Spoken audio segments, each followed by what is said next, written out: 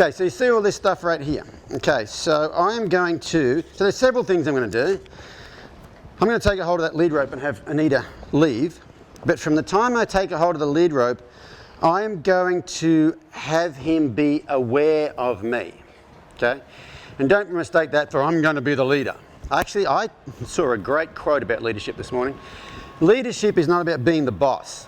Okay? There's times with horses you can have passive leadership, which means you're still a leader, but you're allowing things to happen. And I read a great quote this morning. It said, saying your horse needs a leader and wants to follow you is not an argument for making him dependent on you or keeping him that way. A leader may also choose to give the people or animals under his charge freedom and opportunities to choose. That's what leadership is.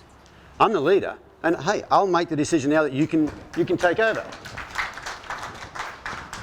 It's not about being the boss. But so I'm going to be a leader in this whole thing, and the leadership stuff I'm going to do is try to help him.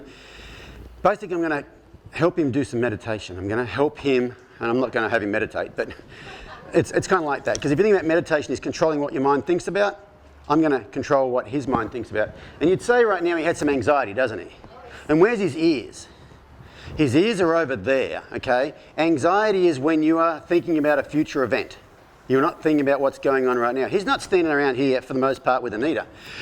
He's somewhere else. So I'm going to see if I can get his attention back on me. So are we ready for this, Anita? I'm going to do the big old switcheroonie here. Please. Ready, set, go. So I'm going to hold this. Oops, I better hold this rope here. And he walks off over there. Now, when he hits the end of the lead rope, right about there, I'm going to go, hey, did you notice me over here? And if he, so I'm going to give him. Oh, can you guys hop out of the way of the camera for a sec? Thank you. I'm going to give him the right to do whatever he wants, but if he hits the end of this lead rope, right there, I'm going to read, see what his ears just did? Like, oh, forgot about you.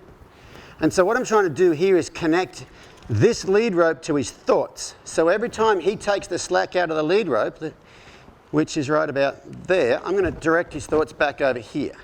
But I'm not pulling on him. He's taken the slack out of the lead rope.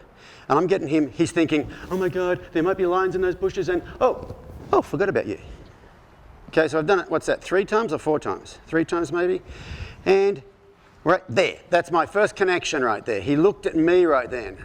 He hasn't been looking at Anita, he's been looking out there. Okay? And so I'm not after him to do anything. I'm not going to, at this point in time, I'm not asking him to do anything because he is calling the shots. Okay? He's not in a point at this point in time where I can ask him to do stuff. Okay? Now watch what he does right here. See, he's kind of going half sideways around me. Instead of him pointing away from me, he's pointing towards me. Right there, he licked his lips and he came in and looked right here. But I'm not telling him what to do. He's telling me what to do. He's telling me, hey, I'm taking the slack out of the lead rope. You probably should have directed my attention back towards you. But when he's not doing anything, I'm not doing anything. I'm just being here with him, I'm being present and breathing, and there he just shook his head and has a little bit of a relax right there. But what horses don't do is ask other horses to do things without having an intention behind it.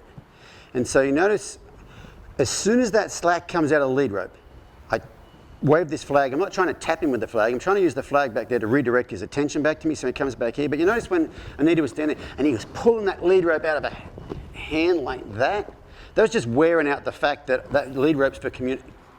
Yeah, see right there, he didn't pull it. He hit the end of it and came back to me, okay? It's kind of wearing out the fact this lead rope's for communication. If you're on the ground, this lead rope's going to be communication. If you're on his back, this is going to be your reins. And you see what he just did? He went to leave and then his ear flicked towards me because, hang on. And so I'm teaching him to meditate. Right then, his thoughts were leaving.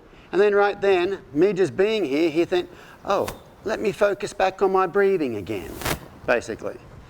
So I'm not, at this point in time, I'm not calling the shots, he's calling the shots. If he will stand there like that and not move around, that's my first thing I want him to do is not move around, which means he doesn't follow his thoughts. What he was doing before was he was following his, there we go, very good. He was following his thoughts. His thoughts were over there and his feet were going over there. Right now, his thoughts are over there, but his feet are still here. And see what that left ear just flicked back towards me, right there? That's exactly what Jim was getting. And see right here, whatever it was that was over there that was so exciting before is not as exciting anymore. Okay? Horses are attracted to good leaders. Good leaders are not bossy. Okay? Good leaders are passive leaders, ones that will allow some autonomy. They definitely have boundaries, but it's not, you've got the tiniest place you can be. Initially you set boundaries far out and you make those boundaries smaller and smaller. So he's thinking of wandering off. He's looking at me out of this eye though, and he licks and chews, and then so a horse just whinnied over there. So right now I'm going to actually pick up on this right here and just wave that there a little bit until he comes back over here. So that's the first time I've asked for something. That's the first thing that I actually said, I'm going to make a decision right here. Up until this point in time, he's made all the decisions.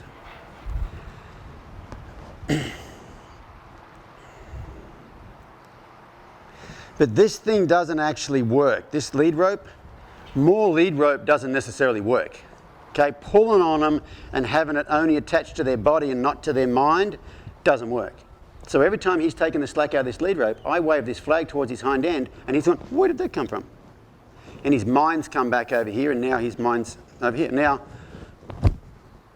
I don't have to control him. The whole thing is the horse should control the horse. You shouldn't have to control the horse. If you are controlling the horse, at some point in time, a 1,000-pound animal is going to get out of control because you're not that strong.